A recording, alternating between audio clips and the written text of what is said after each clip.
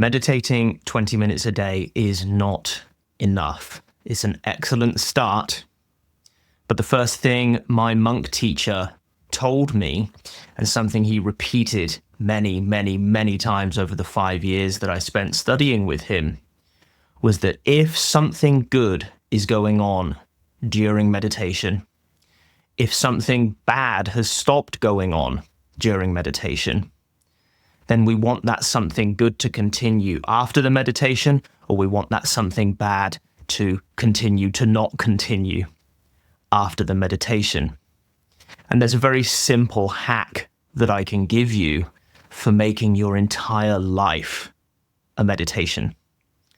In sitting meditation, a classical sitting meditation, you take the breath as what is called a meditation object. You may have never heard that term before, but I'm sure you're familiar with the idea.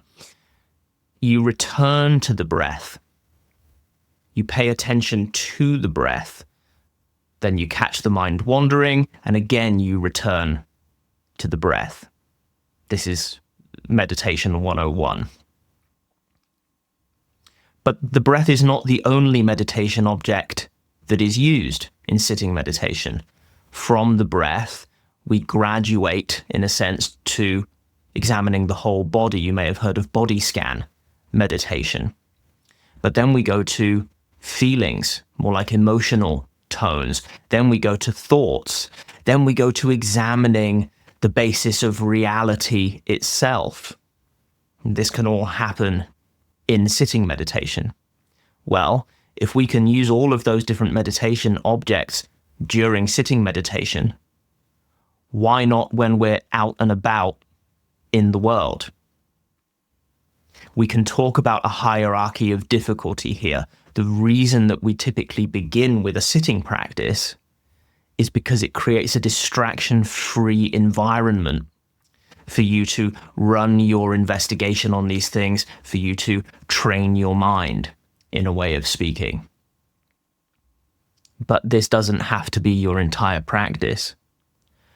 The moment I first made contact with that monk teacher of mine was the moment that he started telling me, extend your practice into all the circumstances of your life.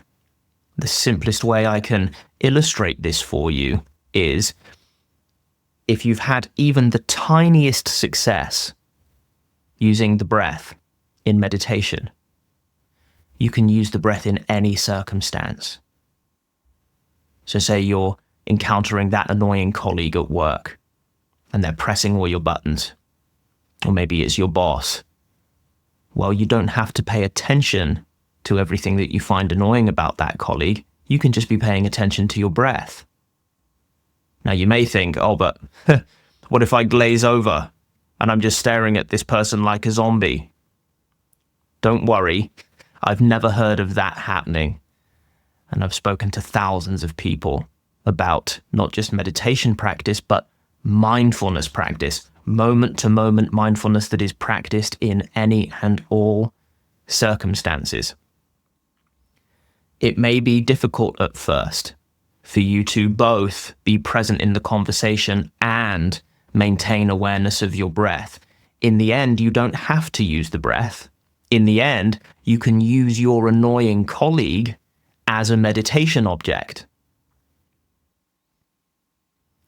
This will require experimentation. This will require ingenuity. In other words, it will require you to play intelligently with your practice.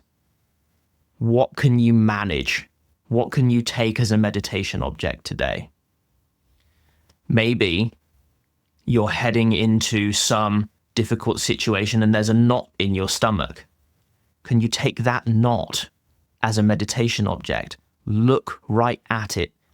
Pierce through it with your awareness to see that it's not as solid as you think. When we put anything under the microscope of our awareness, we find that it is not as solid as we think. That knot in your stomach is actually changing constantly. And as you observe that changing quality, you tend to find ease.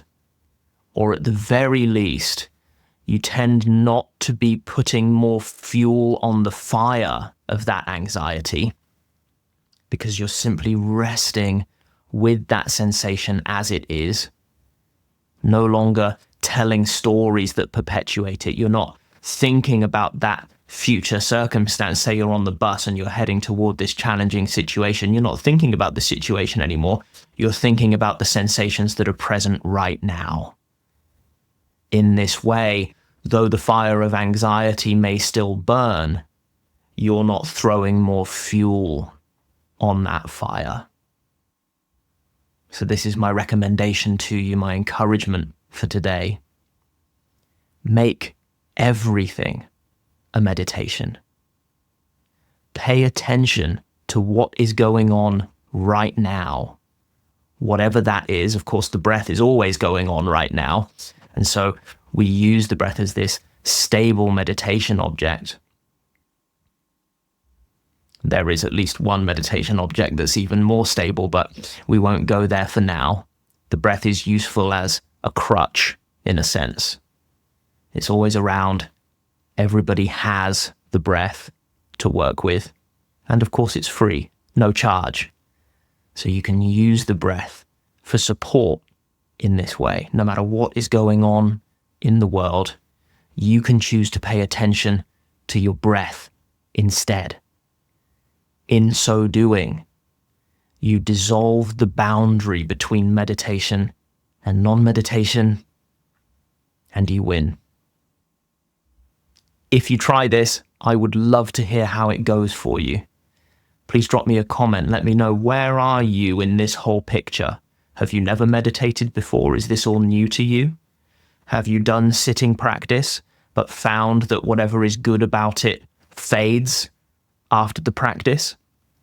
Or are you a veteran at all of this, who maybe just has a few difficult areas of life where you've yet to really apply mindfulness, where you've yet to find that equanimity, that peace that is the goal for us in all the circumstances of our lives? Let me know. I'd love to hear from you. You can also take my 1-minute quiz, link in the description, that will tell you where you are in this whole picture, where you are in your mindfulness journey. If you liked this teaching, do all the stuff that tells YouTube that you want to see more of them. I upload every single day, and I hope to see you again tomorrow.